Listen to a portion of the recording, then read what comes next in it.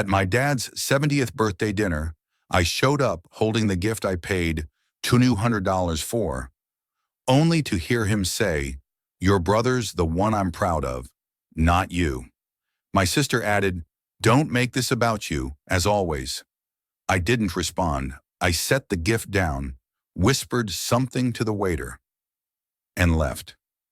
15 minutes later, the cake never showed. The bill was still open. And that was just the beginning. My name is Ethan. I'm 34 years old, and for the past 15 years, I've been the family safety net. Not the favorite son, not the successful one they brag about at dinner parties. Just the reliable one, the one who shows up when called, who pays when asked, who never complains when forgotten. I grew up in a house where my older brother Daniel was the golden child. Straight A's without trying, captain of the soccer team, accepted to an Ivy League school with a full scholarship. Everything came easy to him. Mom would show his report cards to neighbors. Dad would drive 3 hours to watch his games. Meanwhile, I was the kid who studied twice as hard for B's, who joined clubs nobody remembered, who got into a decent state school that nobody mentioned at Thanksgiving. It wasn't that they hated me. They just didn't see me.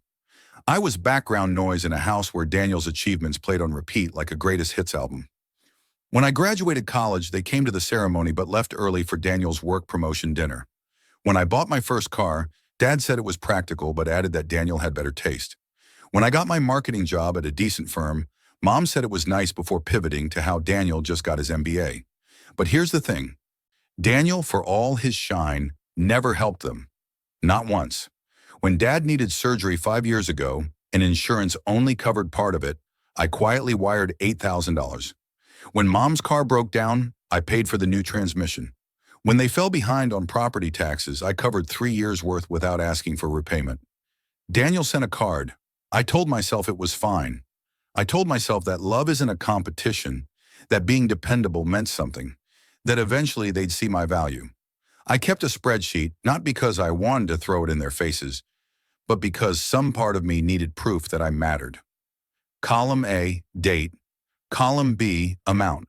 Column C, what it was for. Column D, response received. Most of column D was blank.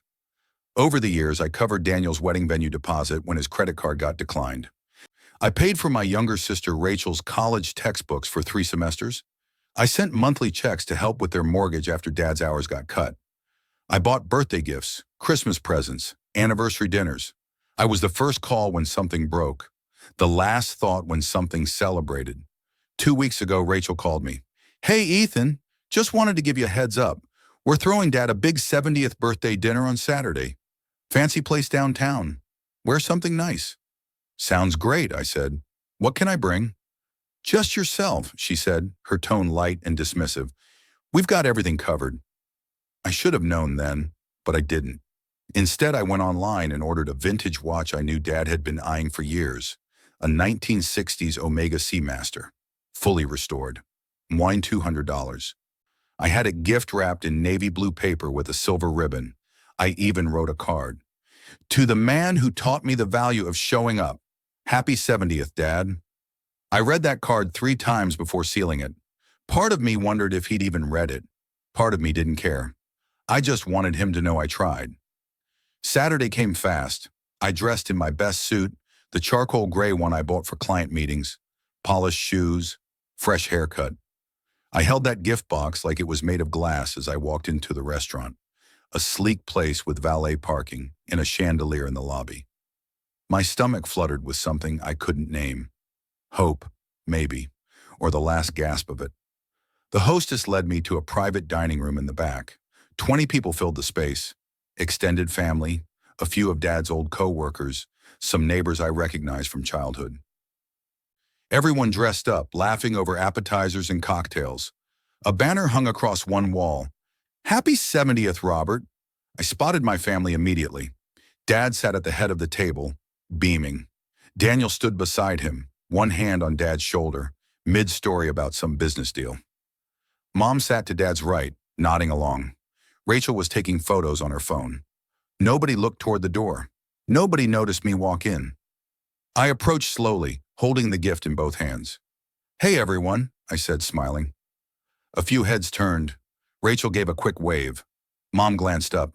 "Oh, Ethan, you made it." I set the gift down on the table in front of Dad. "Happy birthday, Dad." He looked at the box, then at me, then back at the box. No smile, no thank you. Just a faint nod. Daniel clapped Dad on the back. "All right, speech time, old man." Dad stood, glass in hand. The room quieted. He cleared his throat, grinning that wide grin he saved for moments he loved. "I just want to say thank you to everyone for being here tonight. 70 years is a long time, and I'm grateful for every one of them. Especially grateful for my kids." He gestured toward Daniel. "This guy right here, my oldest, he's the one I'm proud of. Stanford MBA, running his own consulting firm, married to a wonderful woman. He's everything a father could hope for." The room erupted in applause. Daniel smiled, modest and fake. I felt my chest tighten. Dad continued. "Rachel, my baby girl, always making me laugh, always bringing joy into this house." More applause. Rachel beamed. Then his eyes landed on me. For a split second, I thought, this is it. This is where he acknowledges me, where he says something, anything, that makes the last 15 years of silence worth it. Instead, he paused. "And Ethan?" "Well, Ethan is here too." Laughter. Light, casual, like it was a punchline. Like I was the setup to a joke that everyone was in on except me. Dad took a sip of his drink and kept going, moving past me like I was an intermission. My ears rang. I stood there, still holding the edge of the table, gift sitting unopened in front of him. Rachel leaned over and whispered loud enough for the people nearby to hear. "Don't make this about you, Ethan. As always." I looked at her, at Daniel, at Mom, who said nothing, just adjusted her napkin, at Dad, who had already turned to clink glasses with someone across the table. The room blurred at the edges. My hands went cold. I didn't yell. I didn't cry. I didn't storm out. I just stood there for 5 long seconds, letting the reality settle into my bones like frost. Then I picked up the gift, slowly, carefully. I set it back down beside Dad's plate without a word. I turned and walked calmly toward the hallway where the restrooms were. On my way, I caught the waiter's eye, a young guy in a black vest who had been refilling water glasses. I leaned in close, voice steady and quiet. "Hey, I'm Ethan. I made the reservation for this party. I need you to do me a favor." He blinked, confused. "Sure, what do you need?" I pulled out my phone and showed him the reservation confirmation email with my name and credit card attached. "Cancel the cake. Don't bring it out. And when they ask for the check, tell them it's still open. Don't close it. Just let it sit." His eyes widened. "Are you sure?" "Positive." Then I walked out the side door, through the kitchen and into the parking lot. I sat in my car for a moment, hands on the wheel, breathing slow. My phone was already lighting up. A text from Rachel. "Where did you go?" I didn't answer. I just drove. I drove for 20 minutes before pulling into an empty grocery store parking lot. I turned off the engine and sat in the dark, staring at the glow of streetlights reflecting off the wet pavement. My phone kept buzzing. Texts, calls. I turned it face down on the passenger seat and closed my eyes. For the first time in 15 years, I let myself feel it. Not the anger, not yet, just the weight, the exhaustion of being invisible, of pouring money, time, energy, love into people who saw me as an ATM with a heartbeat. I thought about every check I'd written, every time I said yes when I should have said no. Every moment I convinced myself it would matter eventually. It didn't. I opened my phone and scrolled through the messages. Rachel, seriously, where are you? You're being dramatic. Daniel, nice job ruining Dad's night. Mom, call me when you get home. Nothing from Dad. Of course not. I opened my banking app, pulled up my transaction history, 15 years of payments, $8,000 for Dad's surgery, $3,200 for Mom's car, $12,000 for Daniel's wedding venue when his card declined, $6,500 for Rachel's textbooks, $42,000 in mortgage help over 3 years. The list went on and on. I did the math in my head. Over $120,000. Gone. Not invested, not saved. Just given away to people who didn't say thank you, who didn't say my name unless they needed something, who laughed when I was erased in front of a room full of people. I wasn't angry yet. I was numb, hollow, like someone had scooped out my insides and left me with just skin and the faint memory of what it felt like to hope. My mind wandered to the dinner still happening without me. They'd be finishing appetizers now, laughing, toasting. Maybe someone asked where I went. Maybe Rachel shrugged. Maybe Dad didn't notice at all. The cake wouldn't come. That would be the first crack. They'd ask the waiter. The waiter would look confused, say it was canceled. They'd ask who canceled it. The waiter would check his notes. I imagined the moment when the check arrived and nobody could close it. When they realized the reservation, the card on file, everything was under my name. When they understood that I wasn't just gone, I was done. I sat there in that parking lot for another hour. No tears, no shouting. Just cold, creeping clarity. I thought about my apartment, paid off, my car, mine, my job, stable, my life built entirely without their help. And I thought about how much they needed me, how much they had always needed me, and how little they had ever valued it. My phone buzzed again. This time it was Dad. "Call me now." I stared at the message. Then I turned off my phone completely. I started the car and drove home. When I walked into my apartment, I didn't turn on the lights. I just sat on the couch in the dark and stared at the wall. Somewhere in the back of my mind, a plan was forming. Not loud, not rushed, just cold and methodical. I wasn't going to yell. I wasn't going to beg for acknowledgement. I was going to disappear. And when I did, they'd finally see exactly how much I was worth. Sunday morning, I woke up at 6 a.m. Not because I wanted to, but because my body wouldn't let me sleep.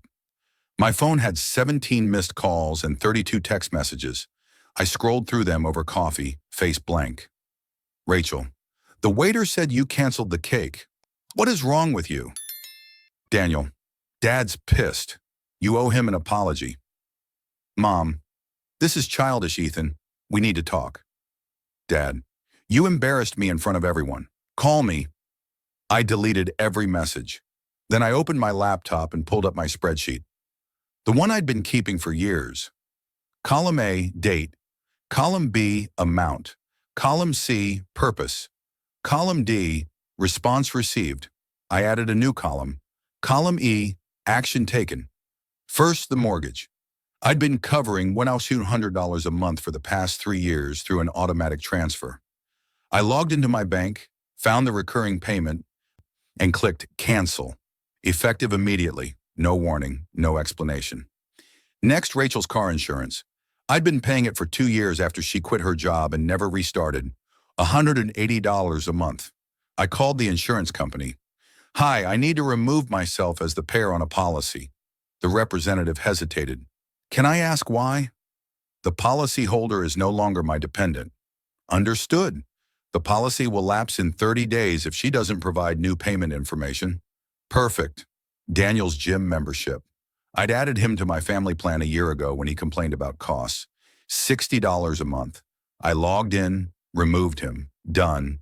Mom's streaming services, Netflix, Hulu, HBO, all under my account, all used daily. I changed the passwords, logged out all devices. The grocery delivery subscription I paid for so they wouldn't have to drive to the store. Canceled. The cloud storage plan where they backed up family photos, downgraded to free tier. Their photos would start deleting in 90 days unless they paid for more space. It took me less than an hour. I didn't feel guilt. I didn't feel satisfaction. I just felt efficient, like I was finally cleaning out a closet I'd been avoiding for years. When I finished, I made breakfast. Eggs, toast, coffee. I ate slowly, methodically. My phone rang. I let it go to voicemail. By Monday afternoon, the first cracks appeared. Rachel called from a different number. I answered out of curiosity. "What the hell, Ethan? My car insurance just sent me a bill for $400. They said you're not paying anymore." "That's correct," I said, voice flat. "Are you serious right now?" "Very. You can't just stop paying for things without telling me." "I can. And I did." She sputtered. "This is insane. You're acting like a child." "Interesting," I said. "When I was paying, I was dependable. Now that I'm not, I'm a child. Funny how that works. Ethan, I can't afford this right now. Then I guess you'll need to figure it out. I hung up. She called back immediately. I didn't answer. 10 minutes later, Daniel texted, "Dude, what's going on? Mom said the Netflix isn't working."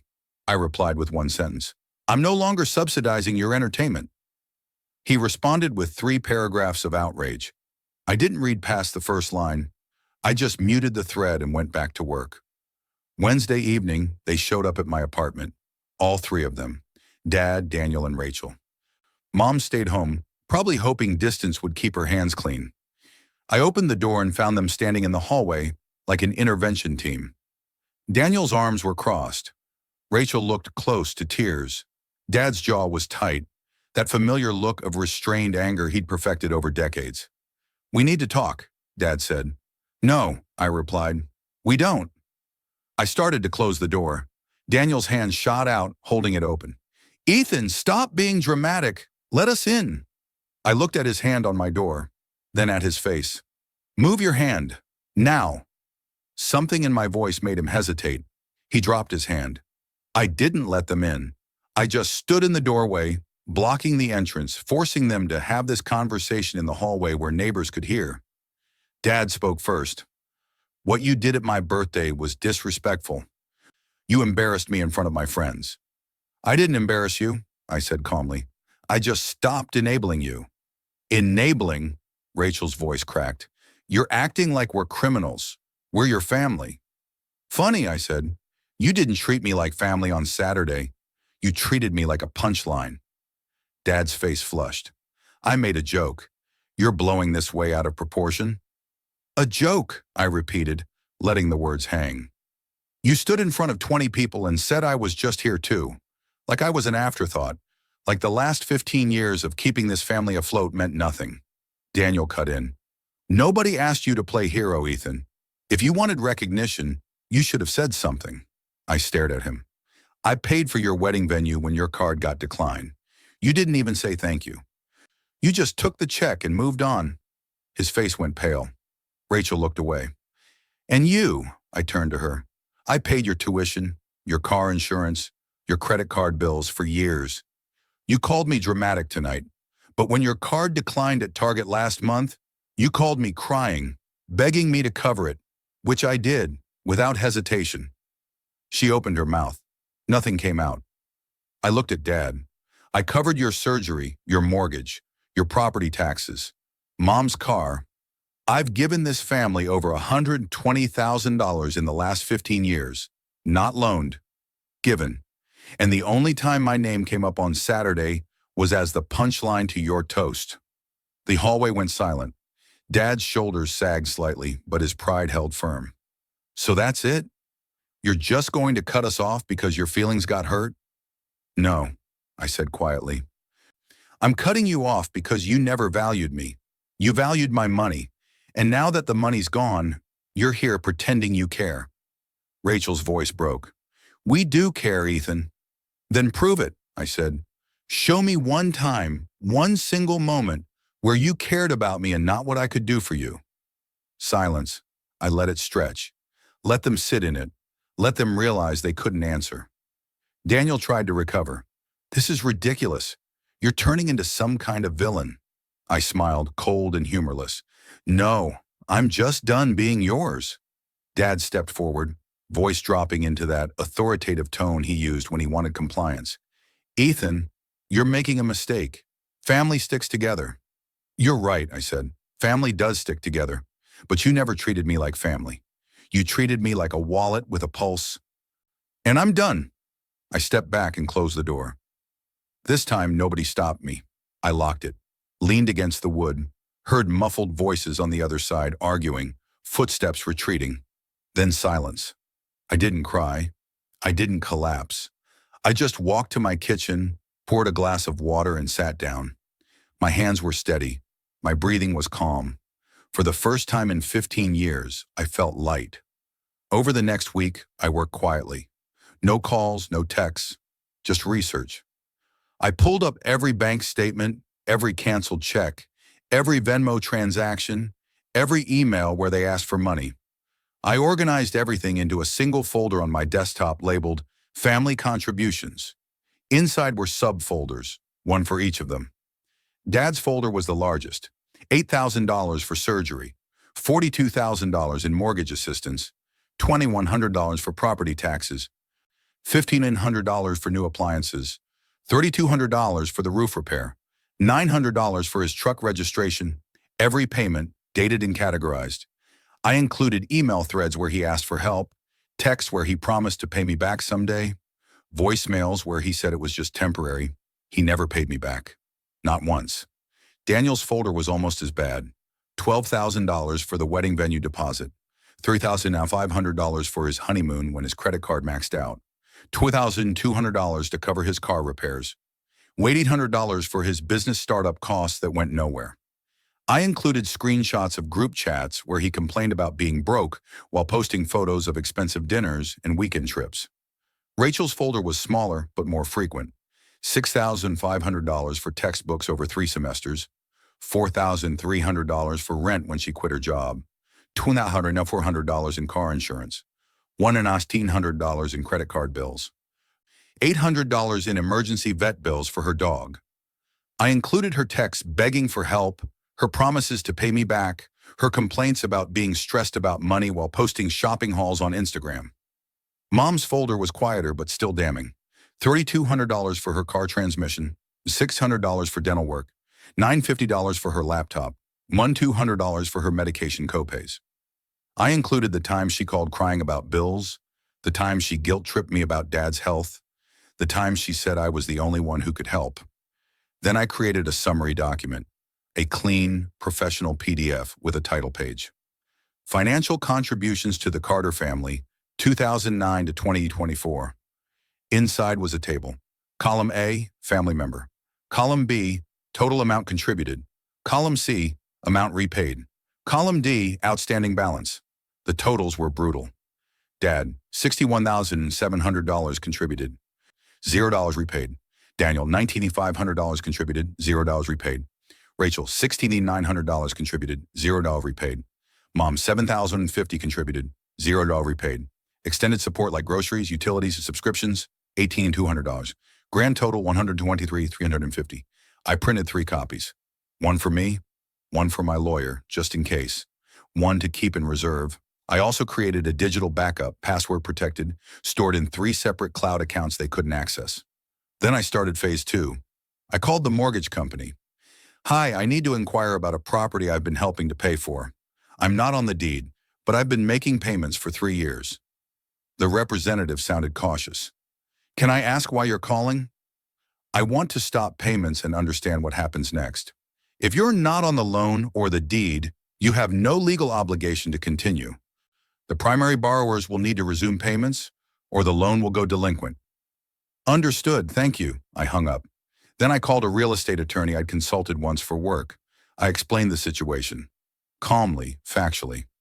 I've been subsidizing my family's lifestyle for over a decade. I have documentation. I want to know my options. She listened without interrupting. When I finished, she said, "You're not legally entitled to repayment unless you have signed loan agreements, but you can stop payments immediately. If they try to claim you owe them continued support, you have evidence to refute it. If they took anything from you without permission, we can explore fraud or theft claims." "I don't want to press charges," I said. "I just want to be left alone." "Then document everything. Keep records. If they escalate, we'll be ready." I thanked her and hung up. My phone buzzed. A text from Rachel. "Mom's crying. She says you've changed." I stared at the message for a long moment. Then I replied, "Tell her I finally woke up." I didn't wait for a response. I just set my phone down and got back to work. 2 weeks after I walked out of Dad's birthday dinner, the consequences started to snowball. I didn't have to do anything. I just stopped. And gravity did the rest. The first domino fell when the mortgage payment didn't go through. I got a text from Dad. "Ethan, there's an issue with the house payment. Can you check your account?" I didn't reply. 3 days later, the bank sent them a delinquency notice. Rachel called, frantic. "Ethan, please, the bank is saying we're behind. Did you forget to pay?" "No," I said. "I chose not to." "What?" I'm not paying anymore. It's not my house. It's not my responsibility. But you've been paying for years. Exactly. And now I'm done. She hung up. 5 minutes later, Daniel called. Dude, what the hell? You're going to let them lose the house? They're not going to lose the house, I said calmly. They're going to pay for it themselves, like adults. You're being a selfish piece of... I hung up before he finished. Then I blocked his number. The second domino fell when Rachel's car insurance lapsed. She got pulled over for a broken taillight and discovered she was driving uninsured. The ticket was $450. The reinstatement fee was $200. She tried to put it on her credit card. Declined. She called me crying. I didn't answer. The third domino fell when Mom realized the streaming services were gone. She called it a technical issue at first. Then she called the cable company. Then she realized I'd removed them. She sent me a long email about how hurtful I was being, how family was supposed to support each other, how I was breaking her heart. I replied with one sentence. I stopped supporting you the moment you stopped seeing me. The fourth domino was the grocery delivery. They'd been using my subscription for years. When it stopped, they had to go back to shopping in person, budgeting, clipping coupons. Rachel complained about it in the family group chat. I was still in it, just muted. I didn't respond. The fifth domino hit Daniel. His gym membership lapsed. He tried to log into the family plan and found himself locked out. He called the gym. They told him he'd need to sign up on his own, $100 a month. He couldn't afford it. He blamed me in a long, angry text. I didn't read it. The sixth domino was the big one. Dad tried to refinance the house to catch up on payments and lower the interest rate. The bank asked for documentation of income and assets. They discovered the only reason they'd stayed current for 3 years was because of my contributions. The loan officer flagged it. Without proof of sustainable income, the refi was denied. Dad called me, voice tight. Ethan, I need you to sign a letter confirming you'll continue supporting the mortgage. No. Excuse me? I said no, I'm not signing anything. I'm not paying anything. I'm done. You're going to ruin us. No, Dad. You ruined yourselves. You just didn't notice because I was holding everything together. He tried to argue, tried to guilt me, tried to pull the family card. I let him talk until he ran out of steam. Then I said, you had 15 years to treat me like I mattered. You chose not to. Now you get to live with that choice. I hung up. He called back. I didn't answer. By the end of the month, the fallout was everywhere. The house payment was 60 days late. Rachel's car was uninsured and she couldn't afford to fix it. Daniel's credit card was maxed. Mom stopped posting cheerful photos on Facebook. The extended family started asking questions. Cousins reached out. Aunts sent concerned messages. I replied to a few with the same thing. I've been supporting them financially for over a decade. I stopped. They're upset. That's all. Word spread. Quietly. Then not so quietly. People started connecting dots. Someone asked why Dad always paid for dinner, but never seemed to have money for bills. Someone else asked how Daniel afforded his lifestyle on his startup income. The truth was ugly, and it was out. I didn't gloat. I didn't post about it. I just lived my life. Quietly, comfortably, free. 3 months after I walked out of that birthday dinner, I got a letter in the mail. Handwritten. My mom's loopy cursive on the envelope. I almost threw it away. But curiosity won. I opened it at my kitchen table, coffee steaming beside me. It wasn't an apology. Not really, it was an explanation. She wrote about how stressed they'd been, how much pressure Dad was under, how they didn't realize how much I'd been doing. She said they missed me. She said they wished things were different. She ended with, "We love you, Ethan. Please come home." I folded the letter and set it down. I didn't cry. I didn't feel vindicated. I just felt tired. Not exhausted, just quietly, calmly tired. Like I'd been carrying something heavy for so long that I forgot what it felt like to walk without it. And now that it was gone, I didn't want it back. I didn't respond to the letter. I didn't call. I didn't show up for Thanksgiving or Christmas. I sent a polite text declining the invitations. No explanations, no justifications.